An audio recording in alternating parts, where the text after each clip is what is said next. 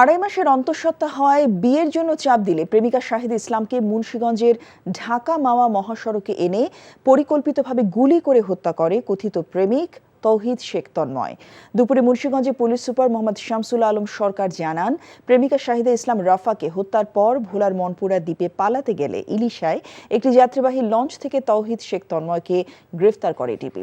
আসামির দেওয়া তথ্য অনুযায়ী সোমবার কেরানীগঞ্জের বটতলী বেইলি ব্রিজের নিচ থেকে হত্যাকাণ্ডে ব্যবহৃত অস্ত্র উদ্ধার করা হয়। অস্ত্রটি গত 5 অগস্ট ঢাকার ওয়ারি থানা থেকে লুট হওয়া বলেও জানান পুলিশ সুপার।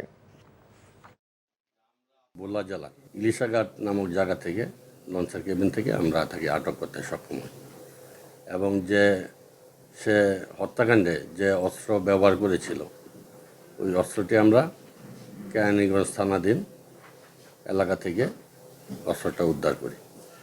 সে আমাদের কাছে ঘটনা সম্বন্ধে বিস্তারিত জবানবন্দি দিয়েছে এবং সে ঘটনা ঘটিয়েছে এটা স্বীকার করেছে।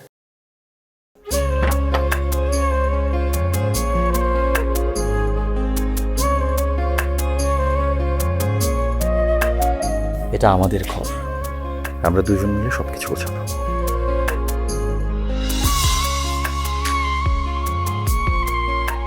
বাহ, এই ঘরটা এতদিন মরে আসছিল, নতুন বউয়ের হাত করে একটা চক চক চক চক করতেছে। যদি কখনো কোনো ঝড়ে সেসব এলোমেলো করে দেয় তাহলে? আরে তুমি আসছো, তোমার বউয়ের হাতে রান্না খুবই চমৎকার। এলাকাটা ভালো না, একটু সবকিছু চোখে চোখে রাখেন।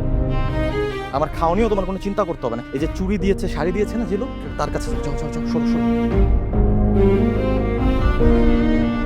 পৃথিবীতে মানুষের মানুষের সম্পর্কের বড় সমস্যা কি জানো?